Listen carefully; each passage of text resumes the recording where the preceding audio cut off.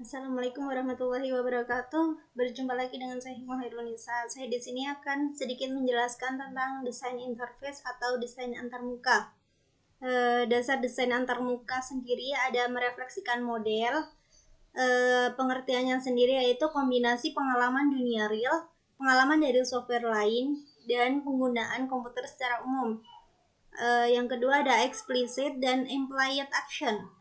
Untuk explicit action sendiri memberikan petunjuk untuk manipulasi suatu objek, sedangkan untuk implied memberikan kesan visual untuk memanipulasi objek. Yang ketiga ada di direct manipulation. Direct manipulation sendiri, user mendapatkan dampaknya dengan segera, jadi langsung mendapatkan dampaknya dalam melakukan suatu aksi. Terus yang keempat ada user control. User control di sini mengizinkan user untuk mengontrol dan menginisialisasi aksi. Yang kelima ada feedback dan communication. Apa itu feedback dan communication? Memberikan user apa yang terjadi dari suatu aksi. Yang keenam ada konsistensi. Konsistensi sendiri yaitu mentransfer pengetahuan, kemampuan dari suatu aplikasi ke aplikasi lain.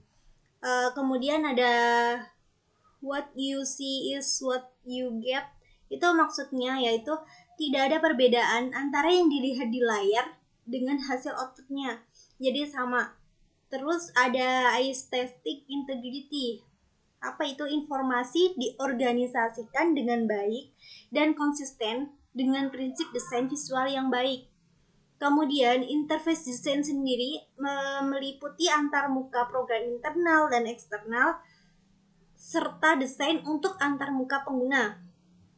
Kemudian desain antarmuka internal dan eksternal diarahkan oleh informasi yang diberikan oleh model analisis. Desain software yang baik itu diantaranya ya ada high performance. Apa itu?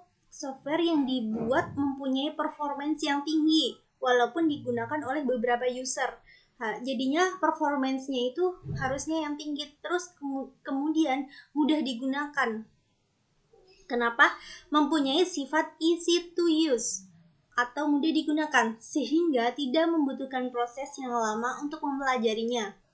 Kemudian penampilan yang baik. Kenapa? Mempunyai antarmuka atau interface yang baik sehingga user tidak merasa jenuh.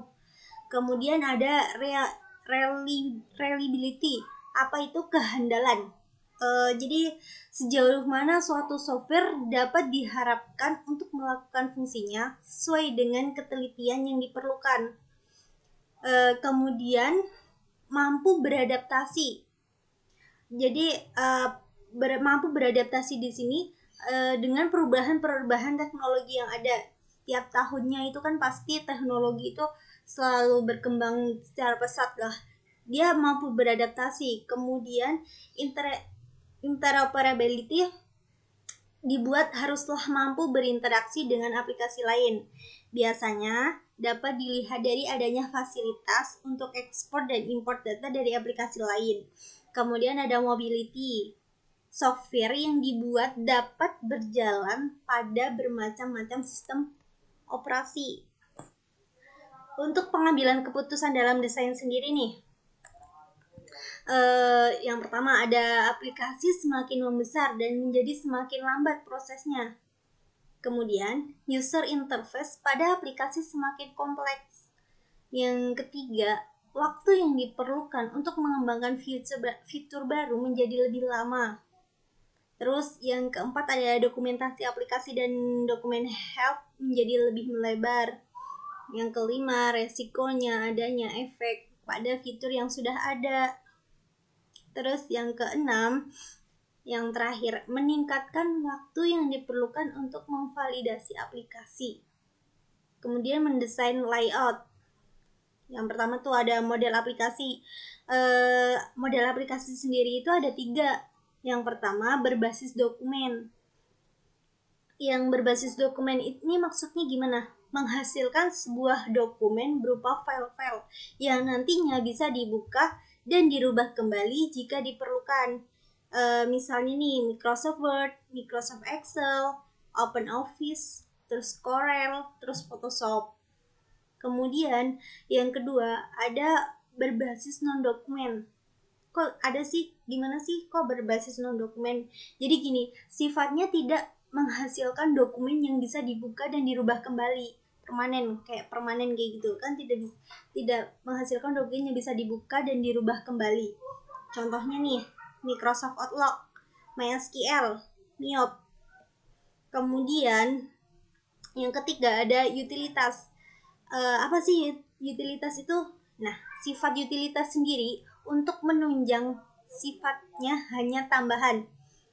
Gimana ya? Jadi gini, ada kecenderungan aplikasi seperti ini menekankan pada style di samping feature aplikasi. Contohnya nih,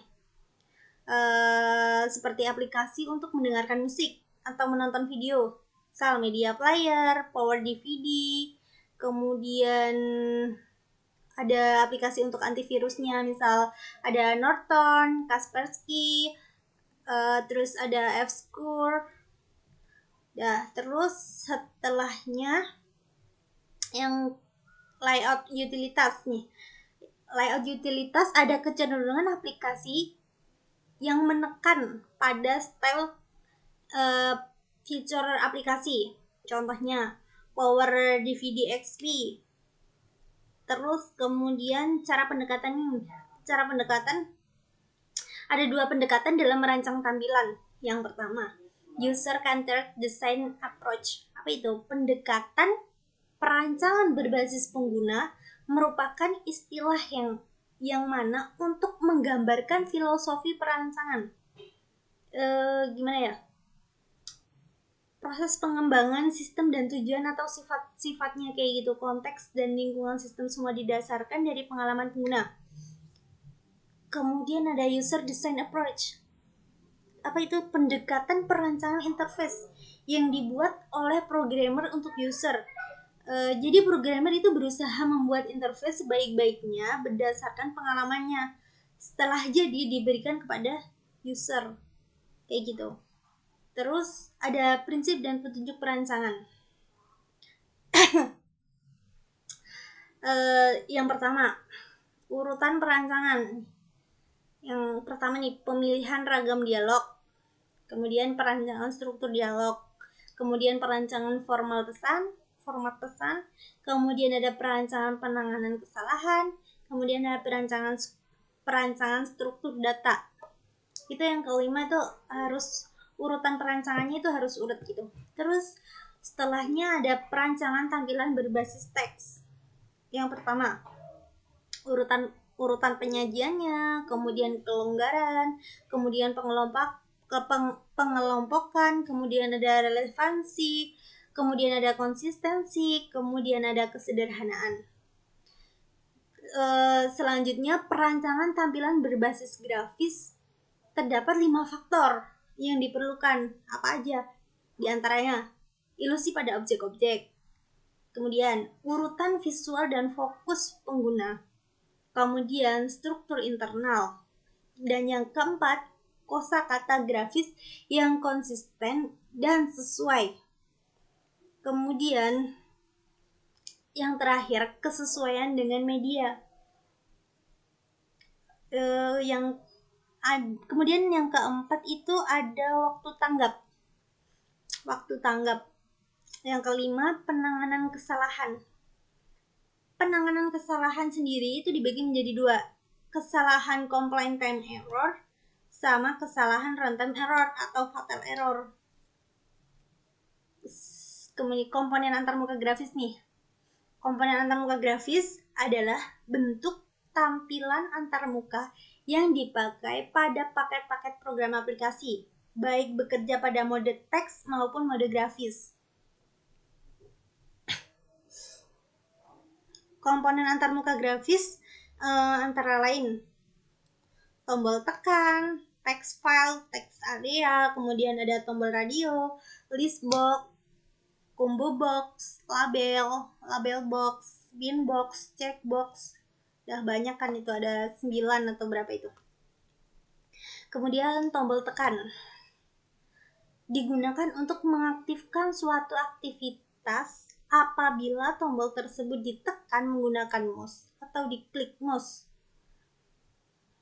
Kemudian yang kedua, jenis tombol dinamakan tombol tekan atau button karena ketika kita menekan atau mengeklik tombol tersebut, maka akan terlihat bahwa seolah-olah tombol masuk ke dalam layar monitor. Seperti halnya ketika kita menekan tombol pada HP. Itu kan seakan-akan terlihat bahwa seolah-olah tombol itu masuk ke dalam layar monitor tersebut. Padahal kita itu di luar. Kemudian text area. Text area merupakan kolom isian yang bisa lebih dari satu baris. Untuk lebih jelasnya, di sini ada jenis-jenis komponen. Yang pertama, ada atribut nama, ada atribut placeholder, kemudian ada autofocus, max flat, close and rose, read only, disabled, ID, dan plus. Kemudian ada spin box. Tadi saya bilangnya ada spin box kan. Spin box sendiri digunakan untuk mengatur nilai suatu peubah. Biasanya bertipe numerik. Tipenya numerik. Dengan menambahkan atau menguranginya dengan suatu nilai tertentu. Kemudian ada checkbox. Checkbox itu apa ya? Sejumlah pilihan yang memungkinkan pengguna untuk memilih salah satu atau lebih pilihan yang tersedia. Yang misal ada kolom kotakan kayak gitu kan, kita perlu centang. Nah, jadi itu bisa memilih salah satu atau lebih yang tersedia. Misal aturan kamu harus milih misal 3, minimal 3. Jadi kamu harus milih minimal 3 yang kamu checklist. Kemudian ada tombol radio. Tombol radio untuk memilih salah satu pilihan yang tersedia dapat bernilai on atau off, ditandai dengan tanda tertentu. Misal nih,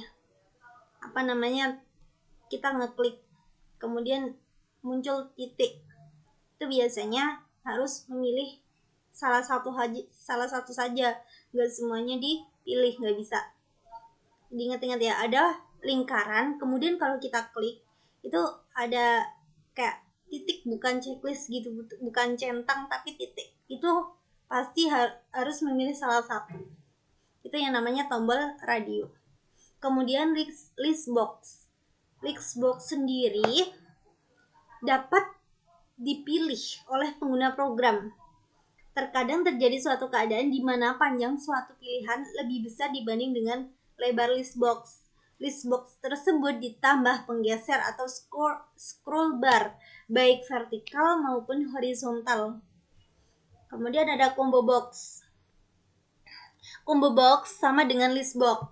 Perbedaannya, kalau combo box, pilihannya tidak akan terlihat sampai pengguna menekan tombol kontrol. Dan pengguna combo box dapat memasukkan pilihan yang mungkin tidak ada dalam daftar pilihan yang tersedia. Itu untuk combo boxnya. Tadi kalau yang list, kita kita menampilkan sejumlah pilihan yang tersedia gitu kan. Cuman memilih pilihan yang tersedia. Kalau combo box itu bisa mengisi daftar yang tidak tersedia di dalam programnya. Kemudian ada peranti bantu sederhana.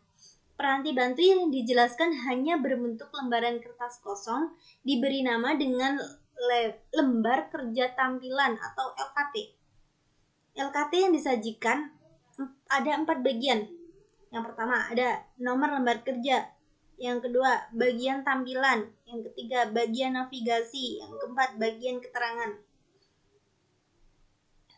Kemudian itu kayak di kalau kita lagi daftar sekolah-sekolah kayak gitu. Kan biasanya dikasih formulir tuh dulu kalau pas zamannya belum ada online, kita ke kampus, ke sekolah SMP, SMA, SMK kayak gitu. Nanti dikasih lembaran, terus kemudian di situ ada nomor chat, kemudian ada pengisian data pribadi, kemudian ada keterangan suruh ngisi poin berapa, suruh ngisi apa kayak gitu. Terus yang keempat ada jaring semantik tampilan.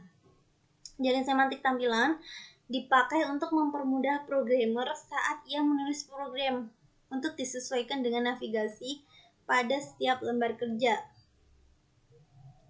Ada nomor tampilan, biasanya diberi notasi dengan lingkaran. Dan transisi yang menyebabkan perpindahan-perpindahan ke tampilan lain biasanya diberi notasi dengan anak panah. Gitu. Terus kemudian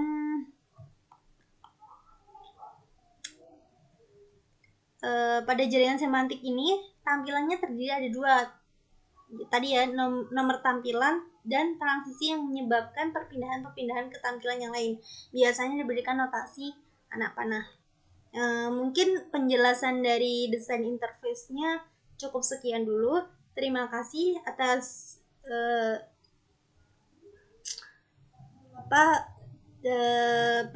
terima kasih sudah mendengarkan penjelasan saya. Saya akhiri, wabillahi taufiq wal hidayah. Assalamualaikum warahmatullahi wabarakatuh.